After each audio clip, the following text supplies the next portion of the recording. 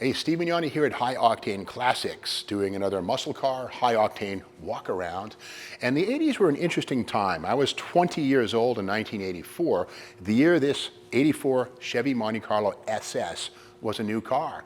Now, of course, the 60s and early 70s were all about big blocks, 4 speeds, positive traction, Dana 60, dual exhaust.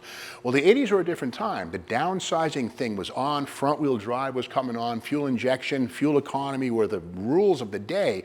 So cars like the Monte Carlo SS were kind of outliers.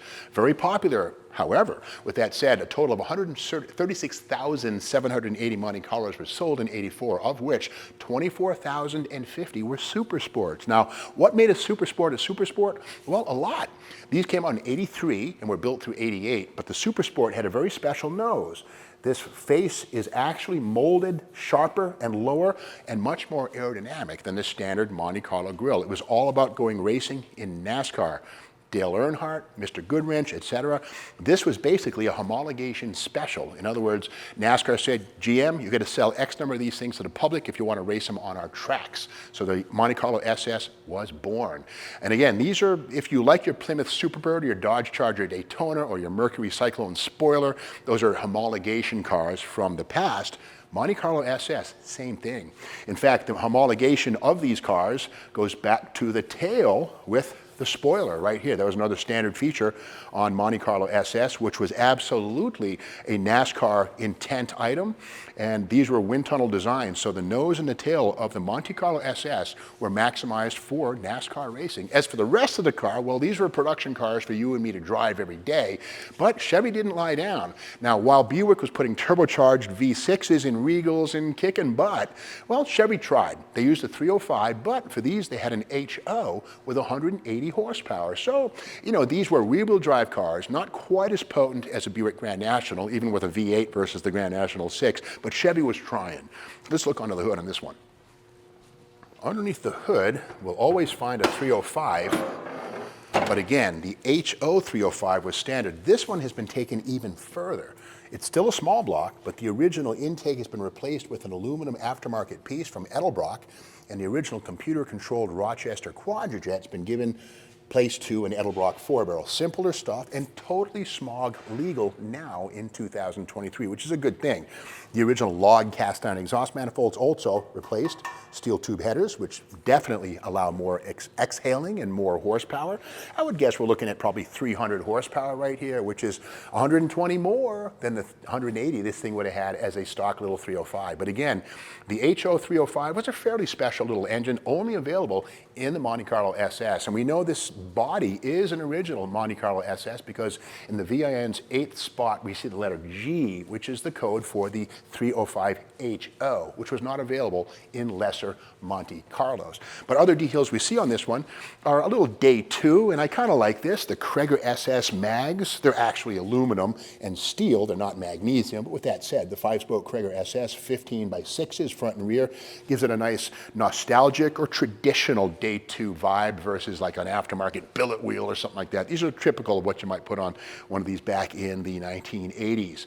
Now this one does not have the T-tops, which is okay with me, that's fine. Less rattles and squeaks, less leaks.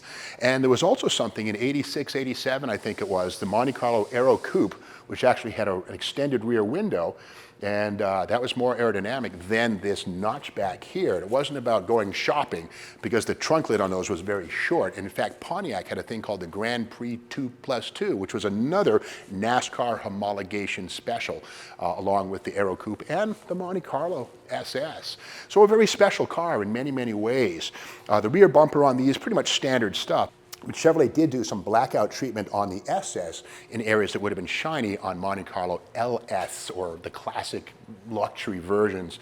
But again, the trunk spoiler, the nose cone on these things, absolutely meant for NASCAR domination. And racers like Dale Earnhardt and others with the Mr. Goodwrench program made these things pretty dominant NASCAR racers. Of course, the Ford Thunderbird arrived in 88, the aerodynamic Thunderbird, and the war was on. But in their time, these were very, very successful NASCAR and also Friday night cruising machines. If you had a Monte Carlo SS between 83 and 88, you were kind of a cool dude. While you wouldn't want to take on a Mustang 5-liter or a Grand National, pretty much anything else, you would have a fighting chance of running right alongside with your Monte Carlo SS. Now, while the Monte Carlo SS was special on the outside, it was also quite special on the inside. In keeping with the great Chevy Super Sports of the 1960s, the Monte Carlo SS bucket seats, center console, and to my eye, I love how these had full instrumentation, including a tachometer that went to 5,500 RPM, the red line, and of course the mandatory 85-mile-an-hour speedometer.